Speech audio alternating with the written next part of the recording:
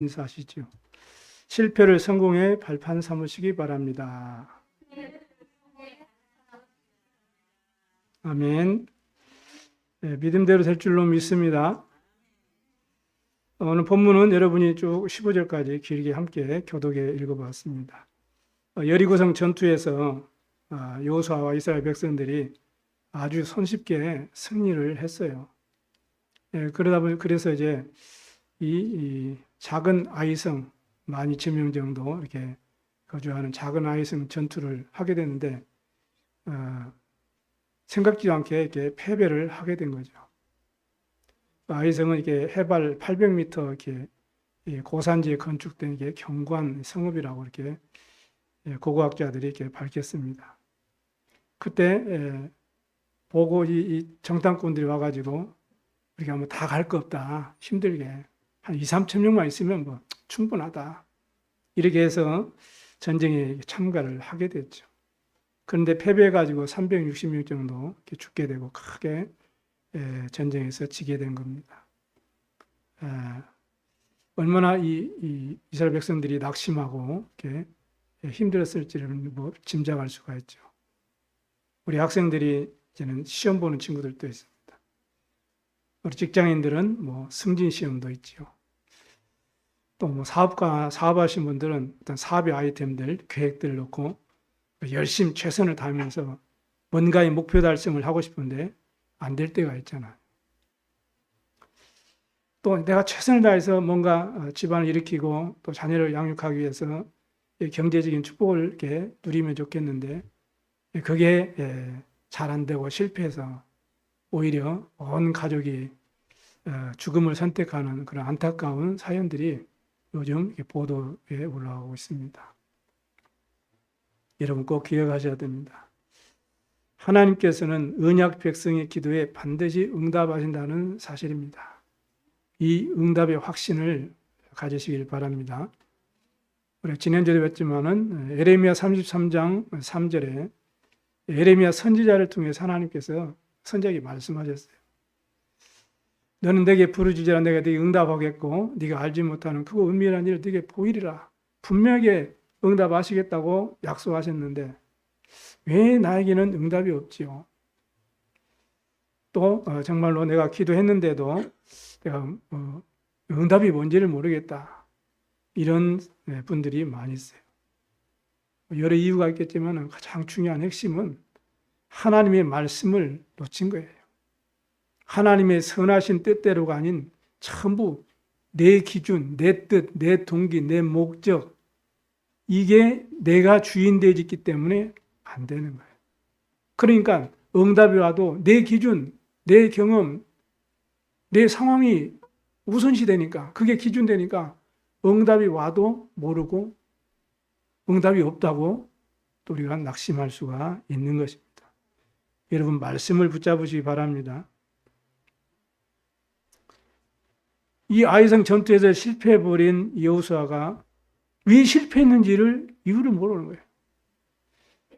그래서 이 실패한 소식을 듣고 하나님 앞에 이제는 기도하죠. 이때 하나님께서 왜 실패했는지에 대한 원인을 깨닫게 하십니다. 이렇게 해서 실패를 성공의 발판으로 탁 다시 언약 잡고 결국은 재도전을 하게 되죠. 이렇게 해서 아이성 전투에서 완전히 승리하게 된 것을 오늘 성경은 우리에게 증거로 말씀하고 있습니다. 이것은 단지 아이성과 이스라엘 백성들과의 어떤 역사적인 전투였던 그런 역사적 사실로만 삼아서는 안 되죠. 오늘날 저와 여러분의 삶의 오늘날 모든 삶의 환경에서 동일하게 일어나는 일들이에요. 우리는 뭐 매일 영적 전쟁터에서 이렇게 크고 작은 영적 싸움을 하면서 살아가는 겁니다. 우리 신앙생활은 영적 싸움이에요. 여기에서 승리하려면 어떻게 해야 돼요? 오늘 아이성 싸움에서 전투에서 실패한 원인을 우리가 정확하게 깨닫고 이것을 영적인 교훈으로 삼아야 돼요. 이렇게 해서 실패를 성공의 발판으로 삼는 은혜가 있길 바랍니다. 그래서 이스라엘이 패배한 그 원인을 잘 오늘 말씀을 통해서 확인하고 큰 응답 받으시기 바라고, 여러분의 실패 조건들을 전부 성공의 발판으로 삼으셔서 여러분 자신이 먼저 오늘 셈을 얻어가지고 영육간의 실패 가운데 빠져서 답을 찾지 못하고 고통받고 방황하는 이 세상을 살리고 치유하고 제자 삼는 그런 증인들이 다 되시기를 주의 이름으로 축복합니다. 그럼 첫 번째는 실패의 원인을 알아야 되죠. 오늘 성경에 보니까 온전히 하나님께 바쳐진 물건이라고 그랬어요. 하나님께 온전히 바쳐진 물건은 그게 어떤 물건이라도 성물입니다. 그러잖아요. 그 이스라엘 백성들 성물을 절대로 손을 댈 수가 없는 거예요. 왜? 하나님 것이기 때문에. 하나님께 바쳐진 거. 그런데 아간이라는 사람이 그걸 도둑질했어요. 그래가지고 외투 환벌하고, 그리고 성경에 보니까 은 200세겔하고 500세겔 되는 그 금덩이 하나를 도둑질해가지고 자기 집에 이제 물건 가운데 이제 숨겨 놓은 거예요. 이것 때문에 하나님이 진노가 임한 것입니다. 그래서 그 결과로 아이성 전투에서 실패를 하게 된 거예요. 아까운 이 생명 360명도 바울로 죽임을 당하게 되는 그런 고통을 받게 되는 것입니다. 여기에서 이제 아간이라는 사람이 이제 제비를 뽑아가지고 이제 범인으로 이제 잡혔잖아요. 그때 아간이 하나님 앞에 여호수아 앞에 이제 고백을 합니다. 21절에 보니까 읽지 않았지만 내가 보고 탐내어 가졌나이다 그렇습니다. 이게 아간의 고백이에요. 이거 영적으로 언약적으로 중요한 고백이 되는 것입니다. 창세기 3장 1절에 6절에 보니까 인간 아담과 하와, 첫사람 인간의 아담과 하와의 타락 사건, 범죄 사건이 기록되어 있습니다. 거기에 보면은 6절에 여자가 그 나무를 본즉 그랬어요. 오늘 아간도 내가 보고 탐내었나이다 이렇게 말합니다. 그래 보니까 먹음직스럽기도 하고 탐스럽기도 하고 지혜롭게 할 만큼 그런 탐스러운 그런 실과였어요. 창세기 2장 17절에 하나님께서 명령하셨습니다. 선악을 알게 하는 그 나무의 그 열매는 네가 먹지 말아라. 네가 먹는 날에는 반드시 너는 죽게 될 것이다. 이렇게 명령을 하셨죠. 그렇게 주의를 줬고 경고를 했는데도 창세기 3장 4절 5절에 보니까 누가 나타났습니까? 뱀이 나타나가지고 뱀이 여자에게 이르되 뭐라고 합니까? 너희가 결코 죽지 아니하리라. 그 정도가 아니거든요. 네가 저거를 먹는 날에는 너희 눈이 밝아진다. 그래서 선악을 알 줄을 하나님이 아시기 때문에 먹지 말라고 꼬신 것이다. 그리고 중요한 말입니다. 내가 결코 죽지 않는다. 이렇게 해서 마귀의 속삭임에 빠져가지고 하나님의 말씀을 믿지 않고 선악을 알게 하는 선악과나 열매를 따먹어버린 것입니다. 그 불신앙의 결과 하나님과 함께 행복해야 될 우리 인간이 영원한 불행과 저주 가운데 빠져서 사단의 종로를 타고 죄의 종로를 타고 진노의 자녀가 되어버린 것입니다. 이걸 가르쳐서 원죄, 인간의 근본 문제라 이렇게 성경은 밝히고 있어요. 그래서 로마 3장 23절에 모든 사람이 죄를 범하였음에 하나님의 영광을 이룰 수 없다 그랬어요. 로마서 6장 23절에는 그 죄의 싹은 사망이요. 히브리서 9장 27절에 보니까 그래서 우리 인간은 한 번 죽는 것은 정하신 것이요. 그걸로 끝나는 게 아니에요. 그 후에는 반드시 심판이 있으리니. 이렇게 해서 계시록 14장 말씀처럼 영원한 형벌 지옥의 권세 가운데 가게 되는 것입니다. 이렇게 욕심이 잉태한 즉 죄를 낳고 죄가 잉태한 즉 사망을 낳는 거예요. 이렇게 야고보 1장 15절에도 야고보 사도가 고백을 한 것입니다. 견물생심이라는 말이 있어요. 모든 죄는 먼저 보는 것에서 시작되는 것 같아요. 우리 아이들이 잘못된 죄 가운데 빠졌어요. 어느 날 느닷없이 아침에 딱 일어나고 죄 가운데 빠지는 게 아니에요. 친구들과 사귀면서 잘못된 친구들과 사귀면서 어쨌든 그런 환경과 그 현장을 일단은 그 유혹을 보게 된 거예요. 그러니까 호기심이 생기니까 이제 거기에 이제 액션이 취해지는 거죠. 욕심이 잉태한 즉 죄를 낳고 죄가 장성한 즉 사망을 낳느니라. 그래 결국에는 이 많은 이 이스라엘 백성들이 죽임을 당하는 그런 고통을 받게 된 것입니다. 우리 이 복음 전하는 교회에서도 큰 교회, 이 경인 지역 같은 데서 큰 교회를 짓는데 그 교회 건축위원장 또 이제는 뭡니까 이 재정위원장 이런 분들이 이 성도들이 정말로 집 담보 삼고 아파트 담보 삼고 이래가지고 정말 하나님이 원하는 교회를 세운다고 큰 소망을 가지고 헌금하고 건축 헌금을 한 50억을 가지고 도망가 버리고 막 이런 사건이 일어나거든. 견물생심이에요. 그 최고의 믿음 좋다고 다 인정하고 목사님도 인정하고 자타가 공인해가지고 다 재정집사로 세우고 재정장로로 세우고 건축위원장을 세웠는데 그 수십억 돈을 보니까 눈이 뒤집어졌는지 그걸 가지고 도망가지고 교회가 얼마나 어려움을 당하고 목사님이 어려움 당하고 성도가 어려움을 당한지 몰라요. 그러나 교회의 주인 누구죠? 하나님이시잖아요. 하나님께서는 아름답게 모든 것을 합력하여서 선을 이루어서 지금은 건축해가지고 그게 허일교회 목사님 교회. 그 과정 속에 얼마나 많은 고통과 어려움을 당하고 목사님이 병들고 막 이렇게 지금 다 회복됐지만 이런 성도와 전 성도들이 어려움을 당한 것을 볼 수 있습니다. 욕심이 잉태한 즉 죄를 낳고 죄가 장성한 즉 사망을 낳느니라. 이렇게 한두 사람의 실수와 잘못으로 인해서 많은 사람들이 고통을 당하는 경우가 얼마나 많습니까?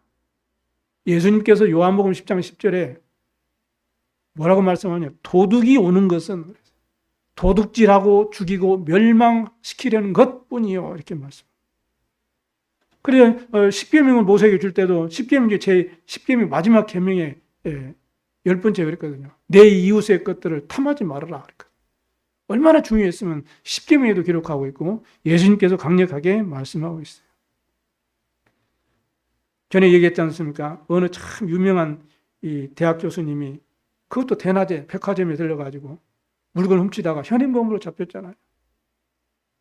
또 어느 목사님은 새벽기도 끝나고 집에 가다가 나무 집에 있는 자전거 그것도 통째가 아니고 그냥 이 이거 보니까 의자 그 우리가 안장이라고 하죠.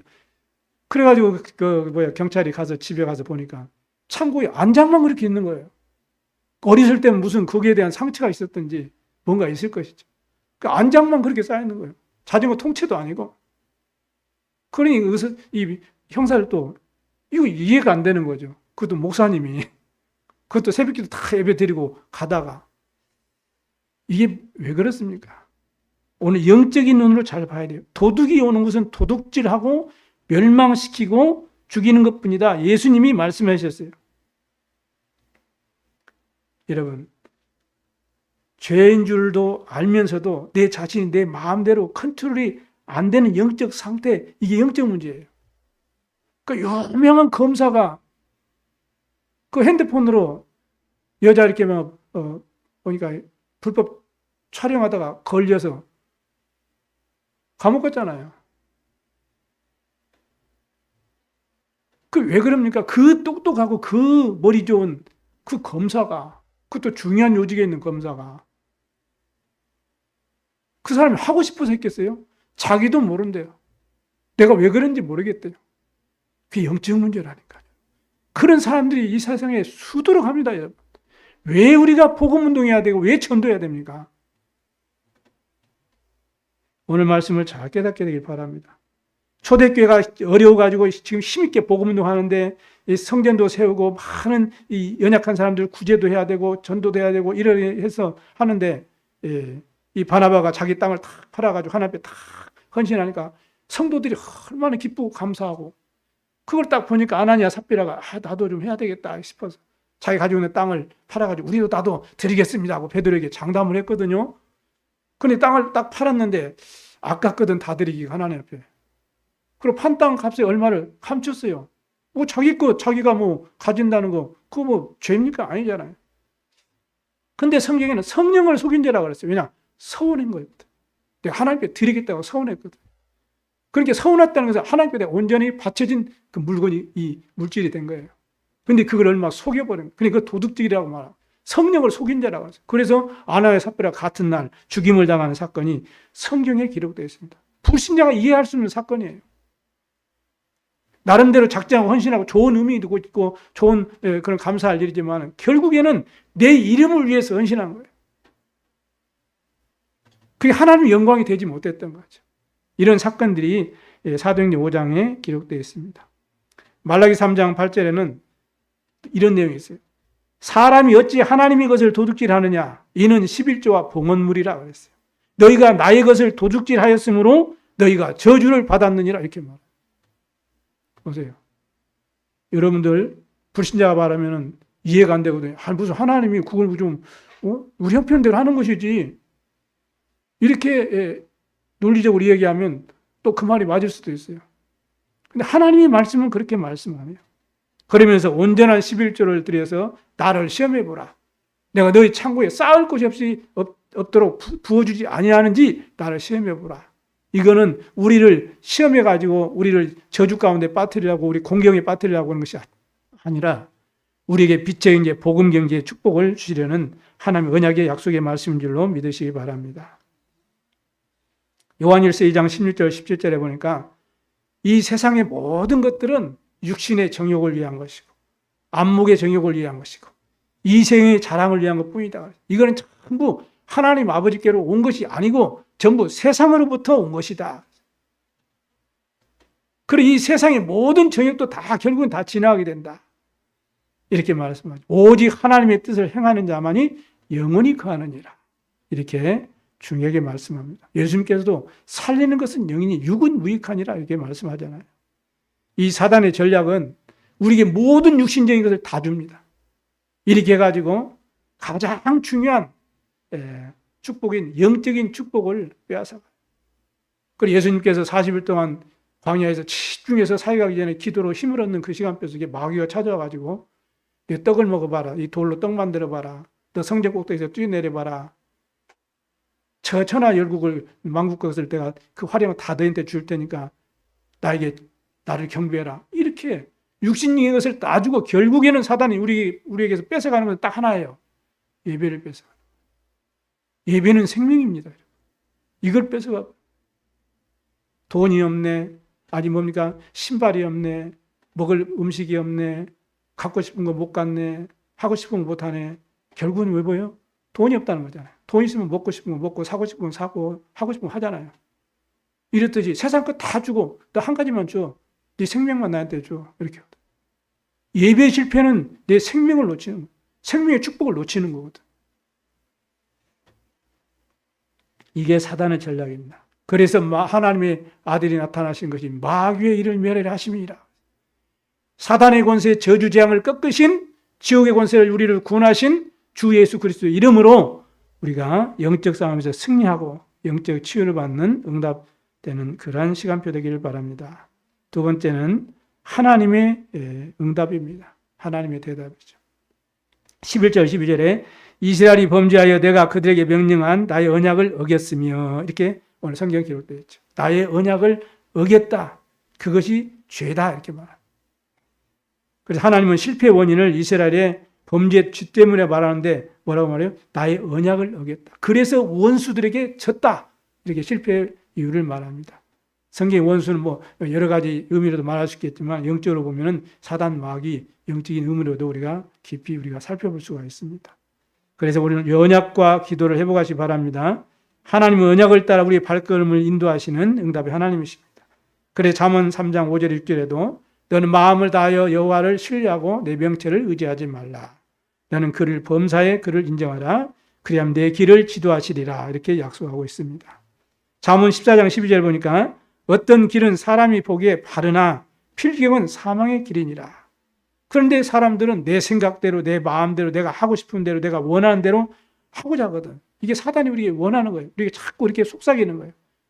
무슨 하나님 언약이나 무슨 말씀이냐 무슨 기도냐 네 하고 싶은 대로 하는 것이 그게 행복이고 자유지.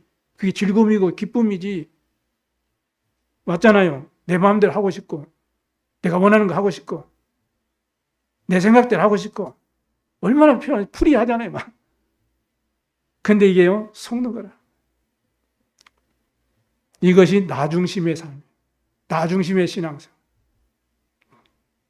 그래서 신앙생활을 잘 하신다는 분들 중에 그런 삶을 사는 사람들이 많아요.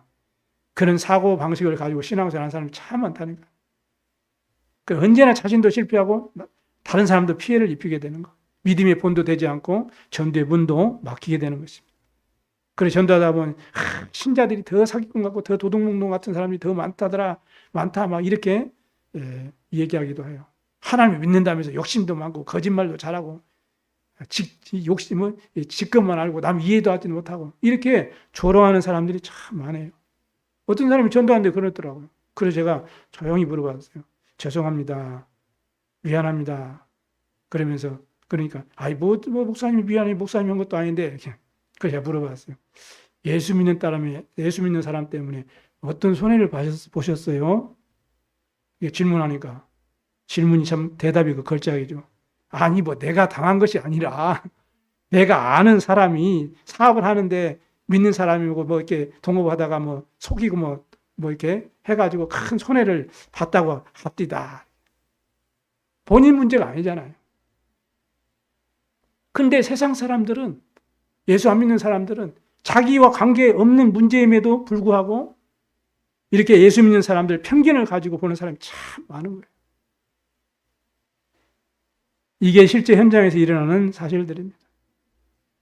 오늘 정탐꾼 두세 명이 정탐꾼들이 와가지고 보고를 하죠. 이거 다 갈 필요 없고 2-3천 명만 가면 이길 수 있다고 자신만만하게 보고를 합니다. 그러니까 여리고가 생각할 때 그래. 이 여호수아가 생각할 때 그래. 우리가 여리고성을 이렇게 쉽게 이렇게 승리한 경험도 있고 그러니까 2-3천 명만 데려다 오면 되겠다 하고 그렇게 가라 이렇게 시킨 거죠. 이게 영적 교만인 거예요. 나의 언약을 어겼으며 뭡니까? 영적 교만이에요. 그래서 어려움과 고통이 온다는 거예요. 하나님 도우심이 없어도 이제 우리 힘으로 싸워서 우리 얼마든지 승리할 수 있어. 우리 힘으로 이제 뭐든지 다 할 수 있어. 이런 신앙생활을 하시는 분들은 특징이 뭐냐? 하나님 말씀과 상관없이 신앙생활. 내 생각대로, 내 경험대로, 내가 원하는 대로 이렇게 신앙생활을 합니다. 그러니까 그 사람들의 특징은 기도를 하지 않아요. 열심히 헌신을 해요. 열심히 자기의 틀대로, 자기 스타일대로 열심히 교회를 위해서 봉사돼요. 기도를 안 합니다. 말씀을 못 붙잡아요. 그러면 틀림없이 나중에 목사님의 조금 잘못이 있고 중직자의 조금 잘못이 있으면 틈을 걸고 들어집니다. 사단에게 틈을 타는 통로가 되는 거예요. 그래서 우리는 완전 복음을 붙잡으라는 거거든요. 그래서 일 중심이 아니고 예배 중심. 어떤 내가 열심히 최선을 다하는 그거 이전에 하나님 은혜를 받아야 돼요, 여러분. 아시겠습니까? 그래서 예배 시간 전에는 아무것도 하지 말라는 거예요. 그러니까 여러분, 아무것도 하지 마요. 예배에 집중하세요. 안 해도 돼요. 할 것 없고 그냥 예배에만 집중하시라니까. 그 은혜 받은 대로 응답 받은 대로 감사함으로 뒤에 지는 것이 헌신이고 수고지. 하나님 말씀 놓치고 생명 놓쳐버리고 하나님의 축복을 놓치고 열심히 최선 다하는 것은 나중에 반드시 한계가 옵니다, 여러분. 그러다 보면 나도 모르게 영적 교만이 싹 터져요. 내가 목사님보다 더 낫고 더 많이 알고 성경도 더 잘 알고 기도도 더 많이 하고 나는 매 새벽 기도 나가고 기도하는데 목사님이 새벽 기도 빼먹 이랬어요. 영적 교만이 싹 든다. 이 여호수아에게도 이런 일이 났대요. 여호수아가 어떤 분인지 아시잖아요. 그런데도 이런 일들이 우리에게 있을 수가 있는 것입니다. 잠언 6장 16절에서 19절에도 말씀합니다. 지혜를 얻는 것이 금을 얻는 것보다 얼마나 나은고. 명철을 얻는 것이 금을 얻는 것보다 은을 얻는 것보다 더욱 나으니라. 악을 떠나는 것이 정직한 사람의 대로이니 자기의 길을 지키는 자는 자기의 영혼을 보존하느니라. 그러면서 말씀합니다. 교만은 패망의 선봉이요 거만한 마음은 넘어짐의 앞잡이니라. 우리는 순간순간 나도 모르게 영적 교만이 싹 타요. 그러다 보면 율법으로 판단이 됩니다. 정죄가 하기 시작해요. 그렇게 되기 때문에 말씀도 내게 안 부딪히고 말씀도 못 붙잡게 되고 기도도 안 되고 내 영적 상태가 이제는 무너지는 그러한 시간표가 되는 것입니다. 우리 영적 상태를 잘 점검하셔야 됩니다. 여호수아는 실패 이후에 하나님 앞에 이제 언약 잡고 다시 기도하는 거죠. 기도할 때 하나님께서 여호수아에게 응답해 주셨죠. 그래서 저와 여러분이 예배 실패는 내 신앙의 실패고 내 인생의 실패는 사실을 꼭 기억하시기 바랍니다. 그래서 믿음은 하나님의 말씀을 들음으로부터 시작되는 거예요. 듣는 것도 뭐 율법적이고 종교적이고 신비주의적인 것이고 또 인본주의적인 것이고 기복주의적인 것이고 얼마나 많은 설교가 많고 말씀이 많습니다. 오늘 성경은 뭐라고 말합니까? 그리스도의 말씀으로 말미암았느니라. 그래서 내 경험과 내 생각과 내 주장을 버리고 하나님의 복음이, 하나님의 말씀이 내 안에 편집되고 각인되고 뿌리내리고 정말 설계 디자인 되어지고 체질되어지기를 바랍니다. 이렇게 할 때 모든 실패를 성공의 발판으로 삼게 되고 나를 살리고 교회 살리고 현장을 살리는 증인들이 다 될 줄로 믿습니다. 승리하시기 바랍니다. 세 번째입니다. 언약적 기도와 믿음의 결단이 우리에게 필요해요. 6절에 9절에 여호수아가 옷을 찢고 장로들과 함께 언약궤 앞에서 머리에 흙을 뒤집었어요. 이게 이제 구약 시대에 그 시대에 이제 그 회개하는 그 자신을 최고로 낮추고 이제 회개하는 그런 이제 자세의 표현을 이렇게 기록한 것이. 그러면서 얘기하죠. 주의 크신 이름을 위하여 어떻게 하시려고 하십니까? 라고 이제 언약을 딱 붙잡고 기도하는 거예요. 하나님께서 언약적 기도와 결단을 하도록 사실은 응답으로 인도하시는 그 과정. 우리의 실패가 아니고 하나님 응답받는 성공의 발판이 되는 그런 과정임을 믿으셔야 됩니다. 오늘 우리에게 꼭 필요한 시간표예요. 여러분 어떤 실패 자리에 있습니까? 어떤 어려움 자리에 있습니까? 어떤 낙심의 자리에 있습니까? 오늘 여러분 개인과 우리 교회와 나의 삶의 가정과 현장을 살리기 위한 언약적인 기도와 믿음의 결단이 필요하다고 주님 말씀하십니다. 그래서 오늘 13절에 너희는 내일을 위하여 스스로 거룩하라 이렇게 말씀하셔서 온 지파들을 전부 모아가지고 거기서 계속 이제는 이렇게 제비뽑기를 해가지고 결국에 아간이 범죄자임을 밝히게 되는 그런 내용이 나와 있습니다. 이스라엘의 백성들이 아이성 전쟁에서 실패하게 만든 이런 장본인을 찾아내는 심판의 날이에요. 그 아간이라는 사람을 심판하는 것 같지만 영적으로는 아간이 누구에게 속았습니까? 사단에게 속은 거죠. 죄의 권세, 지옥 권세에 속아버린 거예요. 그래 결국에는 아간을 심판하는 것 같지만 사실은 하나님께서는 지옥의 권세, 사단 권세, 흑암 권세를 완전히 꺾어버리고 이스라엘 백성을 축복하고 실패를 성공의 발판으로 삼도록 응답하시는 시간표인 줄로 믿습니다. 이 흑암이 완전히 결박하는 때가 어느 때입니까? 예수 그리스도의 이 땅에 재림하신 날. 그럼 언제 예수님이 재림하십니까? 마태복음 24장 14절에 이 천국 복음이 모든 민족에 증언되게 하여 온 세상에 전파되어야 하리니 그제야 끝이 오리라 그랬어요. 하나님의 아들 예수 그리스도께서 이 땅에 나타나신 것이 마귀를 멸하십니다. 이렇게 주님은 성경을 통해서 말씀하십니다. 그래서 우리는 예수 그리스도의 이름의 권세를 사용하면서 우리를 속이는 이 흑암 세력을 날마다 결박하고 여러분 영적으로 승리하는 그런 시간표가 되길 바랍니다. 그러면서 거룩하게 하라 이렇게 이스라엘 백성을 참 모아가지고 너희들 거룩하게 해라. 그 말은 무슨 말이에요? 여러분은 그리스도로 말미암아서 구별된 신분을 가졌다는 거예요. 그 정체성을 얘는 문제 속에서 낙심하지 말고 회복해라는 겁니다. 성도란 뭐죠? 거룩한 백성이에요. 금요일날 우리 권장로님하고 이 구시장에 예배하러 가가지고 그 분에게 그랬어요.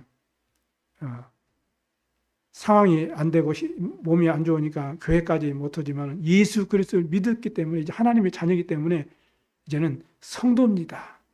구원받은 성도입니다.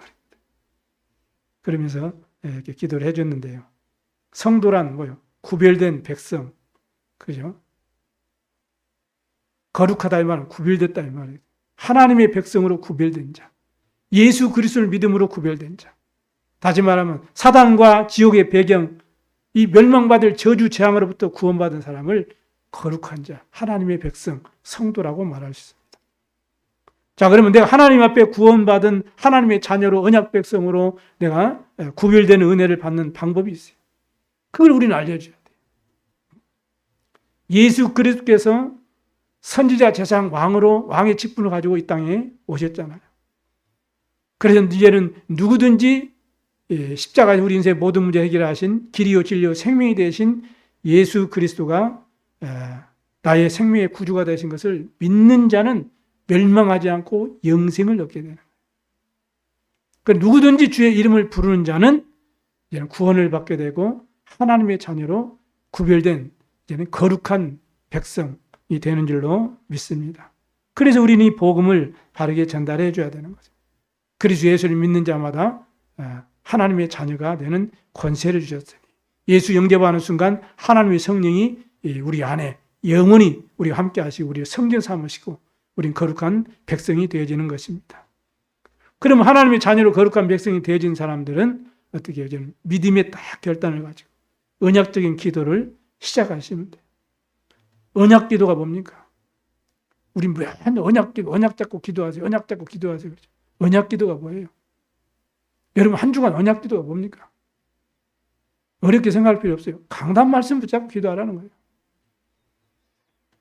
목사의 말이 아니고 하나님이 목사를 통해서 우리 나를 축복하시려는 약속의 말씀이구나 붙잡고 기도하세요. 올 한 해 동안 내가 보라 내가 세일을 행하리라 이 언약 말씀 붙잡고 한 해 동안 늘 기도하는 거 이게 언약 기도예요.